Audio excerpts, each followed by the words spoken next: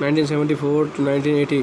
From 1974 to 1980, the bank concentration on meeting the basic needs of the people in the developing world. The size and number of the loans to borrow was greatly increased as loan targeted expanded from the infrastructure into the social services and other sectors. These changes can be attributed to the Robert McNamara, who was appointed to the presidency in 1968 by Lyndon B. Johnson. McNamara plural bank treasury Eugene Rothberg to seek out new sources of the capital outside of the northern banks that had been the primary sources of the funding. Rothberg used the global and bond market to increase the capital available to the bank, and one on consequences of the period of the poverty elevation lending was the rapid rise of third world debt. From 1976 to 1980, developing world debt rose at an average annual rate of the 20%. The World Bank Administrative Tribunal was established in 1980 to decide on disputes between the World Bank Group and its staff were allegation of non-observance of the contracted of employment on terms of the appointment had not been honored. 1980 to 1989, McNamara was succeeded by the President Jimmy Carter nominee Lyndon W. Johnson. In the 1980s, Johnson replaced many members of the McNamara's staff and the crafted a different mission. Emphasizes his 1982 decision to replace the bank chief economist Hollis B. Henry with the Annie Kruger was an example of this new focus. Kruger was known for the criticism of development funding and the describing third world government as the rent-seeking states.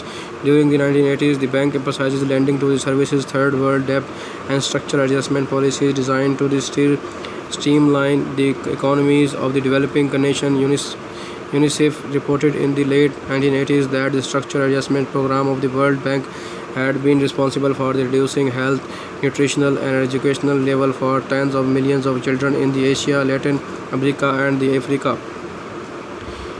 In 1980 to present, beginning in the 1989, the response to harsh criticism from the many groups, the banking began including environmental groups and the NGOs in its loans and to mitigate the past effects its development policies that had promoted the criticism. It also formed an implementing agency in accordance with the Montreal Protocol to stop ozone depletion damage to the Earth atmosphere by phasing out the use of the 95% of the ozone depletion chemical with the target date of the 2015. Since then, in accordance with its so-called 6 strategic themes, the bank has put various additional policies into effect to preserve the environmental while promoting development. For example, in 1981, the bank announced that to project against the deforestation, especially in Amazon, it would not finance any commercial logging or infrastructure project that harmed the environment. In order to promote global public goods, the World Bank tries to control communicable diseases such as the malaria, delivering vaccines to the several parts of the world and joining combat forces. In 2000, the bank announces a war on AIDS, and in 2011, the bank joined the Stop Tuberculosis Partnership, traditionally based on a tacit understanding between the United States and Europe. The president of the World Bank has always been selected from the candidates nominated by the United States. In 2012, for the first time, 2 non-US citizens were nominated. On 24 March 2012, US President Barack Obama announced that the United States would nominate Jim Yong Kim as the next president of the bank.